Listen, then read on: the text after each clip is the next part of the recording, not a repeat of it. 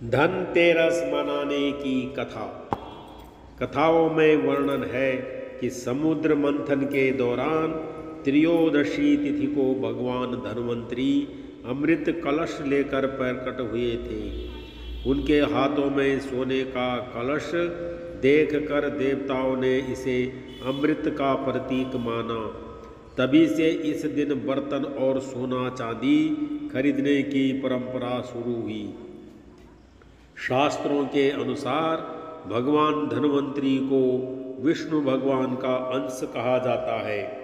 धन्वंतरी ने संसार में चिकित्सा विज्ञान का प्रचार और प्रसार किया, इसलिए इन्हें आरोग्य का देवता भी कहा जाता है। कहा जाता है कि भगवान धन्वंतरी के प्रकट होने के 2 दिन बाद माता लक्ष्मी समुद्र से निकली और उस दिन दीपावली का पर्व मनाया गया। इस प्रकार धनतेरस से दीपों उत्सव की शुरुआत होती है। एक बार यमराज ने अपने दूतों से पूछा कि क्या कभी मनुष्य के प्राण लेते समय उन्हें दया आई। एक यमदूत ने बताया कि एक बार ऐसा हुआ जब एक नवविवाहिता अपने पति की मृत्यु पर विलाप कर रही थी, तब उसका हृदय द्रवित हो गया था। कथा के अनुसार एक दिन हंस नामक राजा शिकार पर गया था और रास्ते में भटक गया था। भटकते भटकते दूसरे राज्य में चला गया। वहाँ के शासक हेमा ने पड़ोसी राजा का आदर सत्कार किया। उसी दिन राजा की पत्नी ने एक पुत्र को जन्म भी दिया। ज्योतिषियों ने बताया कि अगर इस बालक का विवाह होता है तो वह विवाह के 4 दिन बाद ही मर जाएगा। तब राजा ने अपने बेटे को यमुना तट पर एक गुफा में रखने का फैसला लिया, ताकि वहाँ स्त्रियों की परछाई भी उस पर न पड़ सके। लेकिन ऐसा हो न सका और संयोगवश राजा हंस की बेटी वहाँ चली गई। ब्रह्मचारी के वहाँ मौजूद राजकुमार को देख उस पर मोहित हो गई। दोनों ने गंधर्व विवाह कर लिया और 4 दिन बाद ही राजकुमार की मृत्यु हो गई।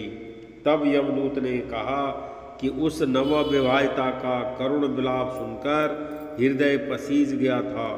तब यमदूतों ने पूछा कि ऐसा कोई उपाय है जिससे अकाल मृत्यु से बचा जा सके। तब यमराज ने कहा कि धनतेरस पर विधि विधान से पूजा अर्चना और दीपदान करने से अकाल मृत्यु नहीं होती। इसलिए इस दिन यमराज, माता लक्ष्मी और भगवान धन्वंतरी की पूजा की जाती है।